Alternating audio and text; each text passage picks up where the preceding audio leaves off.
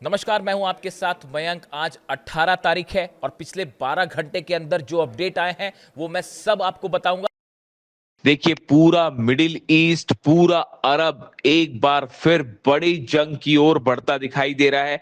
सबसे बड़ी खबर आई यूएई से, जहां अबू धाबी में अल दफरा इलाके में 12 का न्यूक्लियर प्लांट में बड़ा धमाका हुआ।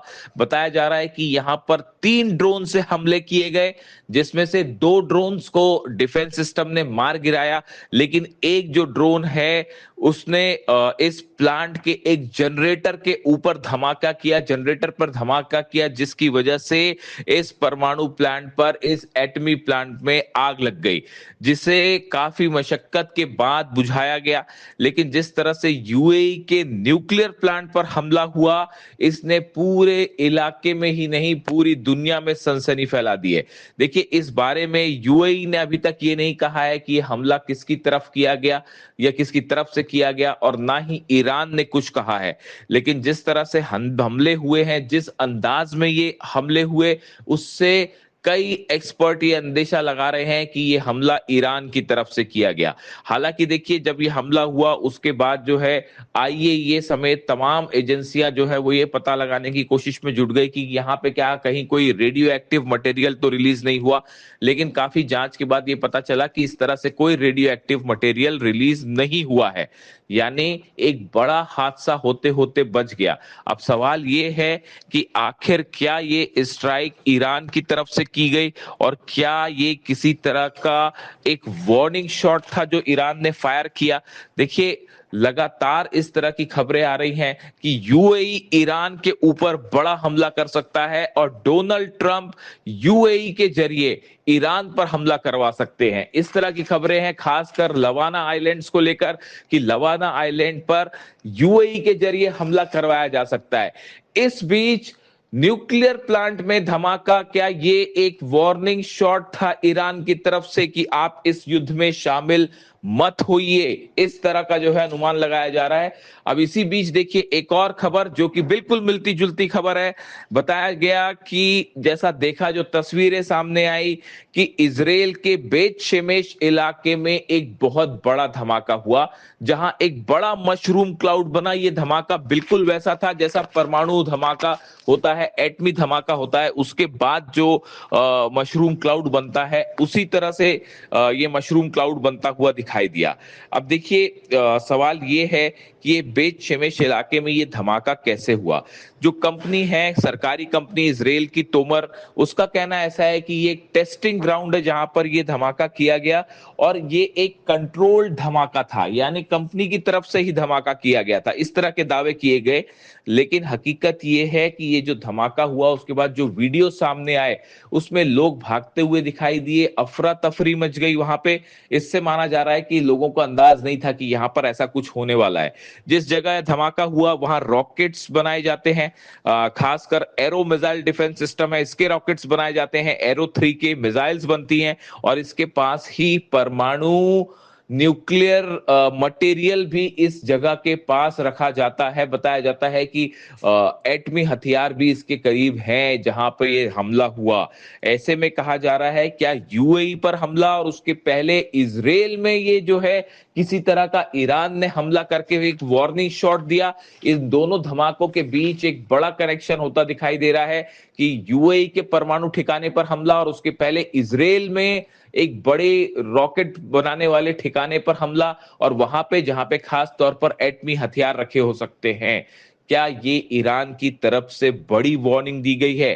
देखिए, जब ये हमला हुआ, जब ये धमाका हुआ इजराइल में, तो वहां पर पुलिस और सुरक्षा कर्मियों को भी आसपास नहीं जाने दिया जा रहा था, इतना भयंकर धमाका था। और बड़ा इसको लेकर सनसनी फैली हुई थी कि आखिर ये धमाका कैसे हुआ। ये दो घटनाएं ऐसी हैं जो इस ओर इशारा कर रही हैं कि अब मिडिल ईस्ट एक बड़ी जंग की ओर आगे बढ़ रहा है। एक बड़ी और अहम खबर सूत्रों के हवाले से, खुफिया एजेंसी से, जो तमाम डिफेंस एक्सपर्ट्स हैं उनके बीच में इस तरह की चर्चाएं हैं कि ईद के दिन, ईद के आसपास एक बार फिर अमेरिका ईरान पर स्ट्राइक कर सकता है, हमले कर सकता है। देखिए, 27-28 तारीख को ईद का वक्त होगा। अली खामनेई साहब पर जब असैसिनेशन हुआ था, जो पहला हमला हुआ था वो सुप्रीम लीडर पर हुआ था और वो तारीख भी 28 थी। और एक बार फिर उसी तारीख के आसपास यानी ईद पर या ईद से ठीक पहले अमेरिका ईरान को निशाना बना सकता है, इस तरह की खबरें आ रही हैं। जिसके बाद ये माना जा रहा है कि इस बार की ईद, देखिए रमज़ान का महीना था जब अटैक हुआ, अली खामनेई साहब का असैसिनेशन हुआ और उसको लेकर हमने देखा कि तमाम मुस्लिम देश, इस्लामिक देशों में भी इस बात को लेकर खासा गुस्सा था। भले ईरान पर हमले हुए हैं लेकिन इस बात को लेकर खासी नाराज़गी देखी गई थी और एक बार फिर इस तरह की हरकत हो सकती है कि ईद के आसपास स्ट्राइक हो सकती है, इस तरह की खबरें आ रही हैं। लेकिन इसके साथ ही बड़ी खबर, ईरान की तरफ से जो एक्शन प्लान तैयार हुआ है उसमें अगर हमले होते हैं तो यूएई पर बड़े हमले होने तय हैं, दुबई पर, अबू धाबी पर हमले होने तय हैं, रियाद पर हमले होने तय हैं, दोहा में, कुवैत में, बहरीन में। जो तस्वीरें हमने पिछली बार 40 दिनों के दौरान देखी थी वही तस्वीरें एक बार फिर देखने को मिल सकती हैं। और ईद के आसपास देखिए पूरे अरब में एक बार फिर जंग छिड़ सकती है और बड़ी आग में पूरा अरब झुलस सकता है। इस तरह की खबरें डिफेंस सोर्सेस से आनी शुरू हो गई हैं कि ईद के आसपास पूरे अरब में एक बार फिर विनाश देखने को मिल सकता है। देखिए इसके अलावा दो खबरें अहम हैं। क्यों ये माना जा रहा है कि हमला तय है और हमला कैसे होगा, इसके बारे में भी देखिए छन छन के जानकारियां सामने आ गई हैं। बताया ये जा रहा है कि इस बार हमले की कमान खुद बेंजामिन नेतन्याहू संभालेंगे। यानी जो चर्चा हुई है, बताया जा रहा है कि शायद डोनाल्ड ट्रंप और इजराइल के बीच में जो प्लान तैयार हुआ है उस प्लान के मुताबिक इस बार हमले को लीड करेंगे बेंजामिन नेतन्याहू और इजराइल, पीछे से मदद करेगा अमेरिका और संभवतः यूएई और कुछ और अरब देश भी इस हमले में शामिल हो सकते हैं। ऑलरेडी यूरोप के कई फाइटर जो प्लेन्स हैं वो भी हॉर्मुज के आसपास हैं। इसके साथ ही कई जंगी जहाज यूरोपियन देशों के भी हैं, फ्रांस के हैं, इटली के हैं, ब्रिटेन के हैं। उनकी क्या भूमिका होगी इस पर भी अभी थोड़ा इंतज़ार करना होगा कि क्या वो ईरान के खिलाफ किसी ऑपरेशन में शामिल होंगे, इसको लेकर इंतजार करना होगा। हमने एक नया पैटर्न देखा है ये कि इस बार ऐसा हुआ कि यूएई की तरफ से हमले हुए लेकिन कोई क्लेम नहीं किया गया, सऊदी की तरफ से हमले हुए लेकिन कोई क्लेम नहीं किया गया। यानी ऐसा भी हो सकता है कि कई देश हमले में शामिल हों लेकिन ये बात ना बताएं कि हमने हमला किया है। तो इस तरह का पैटर्न भी देखने को मिल सकता है। देखिए इस बीच जो सबसे बड़ी खबर है, कुछ साइंस ऐसे होते हैं जो ये बता देते हैं कि हाँ जंग तय है। उन्हीं में से जो है एक बड़ा डेवलपमेंट ये है कि जितने F-16 जेट्स हैं, F-35 जेट्स हैं जो कि इजराइल में हैं, जो कि हॉर्मुज के आसपास अमेरिकन बेसिस पर तैनात हैं, इन सब में एक बड़ा परिवर्तन किया गया है और इनमें एक्स्ट्रा फ्यूल टैंक्स लगाए गए।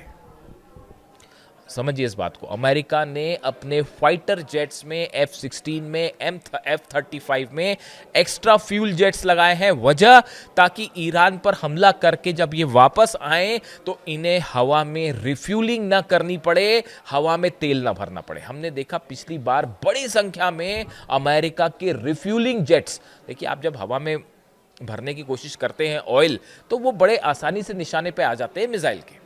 खासकर ईरान के पास अब जो डिफेंस सिस्टम है उसमें निश्चित रूप से चीन ने भी मदद की और रूस ने भी मदद की। अब इसमें किसी को कोई शक नहीं होना चाहिए, वरना F-35 जैसे जेट्स नहीं गिर सकते। अब इन सूरत हाल में अगर रिफ्यूलिंग जेट्स भेजता है अमेरिका तो वो सॉफ्ट टारगेट पे होंगे और पिछली बार की तरह जितना नुकसान हुआ उससे बचने के लिए अमेरिका की एयरफोर्स ने रणनीति बनाई है। अपने फाइटर जेट्स F-16 में एक्स्ट्रा टैंक लगा दिया गया है और उसके बदले 2 मिसाइल्स कम कर दी गई। देखिए हेलफायर मिसाइल्स और बाकी की भी मिसाइल्स जो होती है, होता यह है कि आप जब एक्स्ट्रा फ्यूल टैंक लगाएंगे तो जितनी मिसाइल्स की और लॉन्चेस, मिसाइल लॉन्चेस जो लगे होते हैं उसमें जिससे मिसाइल फायर होती है उसको कम कर दिया जाता है और उसके बदले आपने फ्यूल टैंक लगा दिया ताकि मिसाइल भले 1-2 कम हो जाए लेकिन आप एक्स्ट्रा टैंक है ताकि आपको भरवाना ना पड़े रिफ्यूलिंग के दौरान। ये इस बात का इंडिकेशन माना जा रहा है कि जंग अब तय है। बात नंबर दूसरी, आप आगे बढ़िए। दूसरी जो बड़ी खबर है कि हॉर्मुज को लेकर एक बार फिर ये माना जा रहा है कि Kharg island Donald Trump CENTCOM के निशाने पर है। ये बात अब साफ हो चुकी है कि जब तक खार्ग पर कब्जा नहीं किया जाएगा तब तक हॉर्मुज को नहीं खुलवाया जा सकता। ये बात अब तय मानी जा रही है। और हॉर्मूज को बिना, जब तक अगर हॉर्मूज अमेरिका नहीं खुलवा पाया तो ऐसी सूरत में पूरा ऑपरेशन फेल हो जाएगा। अमेरिका अगर यहां से वापस लौटता है, देखिए वापस लौटने का मतलब है अमेरिका की जो हेजेमनी है, सुप्रीमेसी है, सबसे शक्तिशाली मुल्क होने का जो दावा है वो पूरी तरह से चूर चूर, जो सैन्य शक्ति का दावा है वो पूरी तरह से चूर चूर, इकोनॉमिक पावर होने का दावा है वो खत्म। ये हालात हो जाएंगे। देखिए जॉन बोल्टन जो हैं पूर्व एनएसए अमेरिका के, उनकी तरफ से एक बयान सामने आया है और बड़ा ही हैरान करने वाला। उन्होंने डोनाल्ड ट्रंप के ऊपर कई बेहद गंभीर आरोप लगाए। उन्होंने ये कहा है कि डोनाल्ड ट्रंप ने बेहद कमजोर रणनीति के साथ ईरान पर हमला किया। पहला एलिगेशन है उनका। उन्होंने कहा विपक्ष को हमले के दौरान भरोसे में नहीं लिया गया। उन्होंने कहा कि जनता को आपने बताया ही नहीं कि आपने हमला क्यों किया। और चौथा, आपके हमले की कोई रणनीति नहीं थी, ना अंदर जाने का प्लान सही था और ना बाहर आने का प्लान सही था। इनमें सबसे इंटरेस्टिंग बात यह है जो ये कह रहे हैं, जॉन बोल्टन अमेरिका में खुद एनएसए रह चुके हो, राष्ट्रीय सुरक्षा सलाहकार रह चुके, वो ये कह रहे हैं कि डोनाल्ड ट्रंप ने हमला क्यों किया ईरान पे, इसकी सही वजह ही अमेरिका की जनता को नहीं बताई। कभी कहते हैं कि ईरान के पास यूरेनियम हासिल करना है, कभी कहते हैं परमाणु बम बना सकता है ईरान इसलिए हम हमला कर रहे हैं, कभी ये कहते हैं कि मिसाइल प्रोग्राम है उससे हमला खतरा है इसलिए हम हमला करेंगे, कभी कहते हैं कि वहां पे जो है लीडरशिप चेंज करना था इसलिए हमने हमला किया। यानी आपके स्टैंड, फिर कभी कहते हैं हॉर्मूज अब खुलवाना है इसलिए। अरे भाई तो बंद तो आप ही ने किया आके, ईरान ने तो बंद किया नहीं था। ईरान तो पूरी दुनिया को ऑयल दे रहा था। ये बात इसीलिए मैं कई बार ये कहता हूं कि ईरान की तरफ से ये स्टैंड साफ होना चाहिए। एक बड़ी प्रेस कॉन्फ्रेंस होनी चाहिए ईरान में, जिसमें ईरान के राष्ट्रपति, विदेश मंत्री, तमाम आला अधिकारी शामिल हों, उसमें सिक्योरिटी एजेंसीज जो है, सिक्योरिटी काउंसिल है उसके सदस्य शामिल हों और ये ऐलान करें कि भाई हम पूरी दुनिया को ऑयल देने के लिए तैयार हैं, लेकिन डोनाल्ड ट्रंप के जो जहाज यहां खड़े हैं अमेरिका के, इसकी वजह से ऑयल सप्लाई में दिक्कत है, इन्हें यहां से हटाइए। ये बात ईरान को, पूरी दुनिया को विश्वास दिलानी चाहिए। आज पूरी दुनिया में संकट है तेल का, न सिर्फ भारत में बल्कि पूरी दुनिया में। आप देखिए कि क्या हाल है, तमाम के मेजर्स लिए जा रहे हैं, हजारों लोगों की जॉब्स ऑलरेडी जा चुकी हैं और आने वाले समय में न जाने कितने लोगों को नुकसान होने वाला है। यह हाल पूरी दुनिया का है, एक दो देश की बात नहीं है, पूरे दुनिया के तमाम देशों में यह हाल है कि जॉब्स जा रहे हैं, आईटी सेक्टर खतरे में पड़ा हुआ है। जो छोटे काम करने वाले लोग थे वो तो बेचारे बेरोजगार हो गए। कौन है इसका जिम्मेदार? यह बात ईरान को पूरी दुनिया के सामने रखनी चाहिए कि आज हॉर्मूज बंद है क्योंकि अमेरिका अपना देश छोड़ के यहां जहाज लेके खड़ा हुआ है। ये बात ईरान को साफ करनी चाहिए। खैर हम आगे बढ़े। अब जिस बात पर हमने शुरू की कि जॉन बोल्टन का ये कहना है कि देखिए, कहने का मतलब ये है कि डोनाल्ड ट्रंप अपने ही देश में अपने ही एक्सपर्ट्स के सामने घिर चुके हैं, के बीच में घिर चुके हैं और इसीलिए अब हमले के अलावा और कोई चारा नहीं बचा है। लेकिन इसके साथ ही बड़ी खबर यह भी है, आप देखें चीन की तरफ से क्या कहा गया है। चीन की तरफ से कहा गया है कि ये जो हालात बने हुए हैं हॉर्मूज में, इसके लिए अमेरिका और इजराइल के हमले जिम्मेदार हैं। ये बयान आया है चीन की तरफ से, चीन के विदेश मंत्री की तरफ से, वांग यी की तरफ से, विदेश मंत्रालय की तरफ से चीन के, कि जो हालात हैं उसके लिए अमेरिका और इजराइल जिम्मेदार है। अब जरा उस बयान को याद करिए जो 2-3 दिन पहले लावरोव ने, रूस के विदेश मंत्री ने भारत में दिया। उन्होंने क्या कहा कि ये जो वर्तमान हालात बने हुए हैं इसके लिए अमेरिका और इजराइल के हमले जिम्मेदार हैं। बिल्कुल जेरोक्स कॉपी है दोनों के बयान की। अमेरिका को लेकर, अमेरिका की इस हॉर्मूज प्लान को लेकर चीन क्या कह रहा है, रूस क्या कह रहा है और ईरान क्या कह रहा है। अब्बास अराक्ची साहब भारत में थे, उन्होंने भी यही बात कही थी कि ये जो हालात बने हुए हैं इसके लिए अमेरिका की दादागिरी जिम्मेदार है। वो हमारे फारस में आके, फारस ईरान का था, है और हमेशा रहेगा। आप हमारे यहां आके अपने जहाज लेके खड़े हुए हैं, ये दादागिरी खत्म होनी चाहिए। कौन किससे तेल खरीदे, कौन किसको तेल बेचे, ये आप कौन तय करने वाले होते हैं। ये बात ईरान के विदेश मंत्री ने कही। ये सरासर दादागिरी है। इन शब्दों का उन्होंने इस्तेमाल किया। आप देखिए, कहने का मतलब समझिए, इंटरनेशनल रिलेशंस में जो बयान होते हैं वो बड़े महत्वपूर्ण होते हैं। जब पूरी दुनिया इस तरह की बात कर रही थी कि अब चीन जो है वो साथ दे देगा अमेरिका का और वगैरह वगैरह, इस तरह की तमाम बातें हो रही थी, लेकिन हकीकत देखिए निकल के क्या आई। इनके बीच में जब ये डोनाल्ड ट्रंप चीन की यात्रा पे थे, उस समय मैं खुद इस रूप में लावरोव को फॉलो कर रहा था, रूस के विदेश मंत्री को, कि उनकी तरफ से क्या क्या बयान आ रहे। उन्होंने, मैं आपको बता चुका हूं, उन्होंने हर उस बात का जवाब दिया जो डोनाल्ड ट्रंप बीजिंग से कह रहे थे, चीन से कह रहे थे। यानी रूस के बीच में, चीन के बीच में और ईरान के बीच में ये जो बयान आए, इनके नेचर ये बता रहे हैं। तीनों के विदेश मंत्रियों के बयान जेरोक्स कॉपी हैं और इसका मतलब ये है कि इस बार अगर अमेरिका ने हमला किया तो ये इसका रूप हमले का पिछली बार के मुकाबले और बड़ा होगा। और खासकर पुतिन के इस बयान की, पुतिन ने वो जो मिसाइल टेस्ट किया 35,000 किलोमीटर वाली, वो कोई यूक्रेन के लिए टेस्ट नहीं था, वो अमेरिका को बताने के लिए था। और पुतिन की तरफ से ये कहना कि हम यूरेनियम रखने को तैयार हैं, ये आखिरी प्रस्ताव है जो दे दिया गया है, बस इसके अलावा अब कोई चारा नहीं बचता कि यूरेनियम हम रखने को तैयार है। हालांकि उसके लिए भी ईरान तैयार होगा नहीं होगा, अमेरिका क्या कहेगा वो बड़े दूर की। हालांकि इसके पीछे, पर्दे के पीछे बड़ी चर्चाएं चल रही हैं कि क्या अब इस बात पर चर्चा हो कि क्या ईरान जो है वो अपना यूरेनियम उसका ट्रांसफ़र किया जाए रूस को। इसके अलावा और कोई और ऑप्शन नहीं बचता है। इस तरह की बातें हैं, कई एक्सपर्ट इस तरह की बातें कर रहे हैं। कौन इसके लिए तैयार होगा पता नहीं, लेकिन फिलहाल हालात ये है कि जंग का प्लान तैयार है, नेतन्याहू उसको लीड करेंगे और बड़ा काउंटर ऑपरेशन ईरान ने भी तैयार कर रखा है, जिसका नतीजा है कि ईद के आसपास स्ट्राइक हो सकती है और पूरा अरब ईद के मौके पर एक बार फिर जंग में धकेला जा सकता है। इससे जुड़ा जो भी अपडेट होगा आप तक पहुंचाऊंगा। Thank you so much.